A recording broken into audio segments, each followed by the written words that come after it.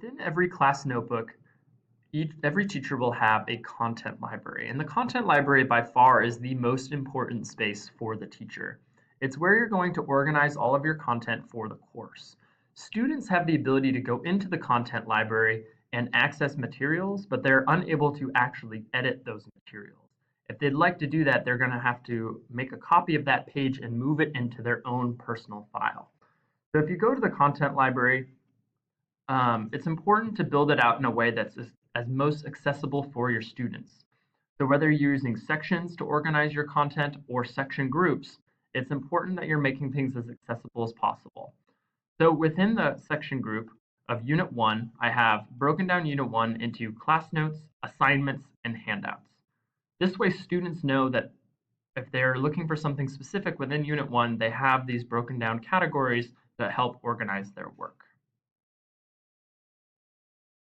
Students would like to copy a worksheet or an assignment into their own personal space, all they have to do is make sure that they select the assignment, they right-click on the assignment and hit Move or Copy. And as they do that, it will populate a list of all the different folders that they can put that document, and they have to make sure that they select the correct notebook and their space, and then which tab within their space they're going to put that assignment. And it's important to make sure that they're putting it in the correct place because it'll make it that much easier for you as the teacher to review their work.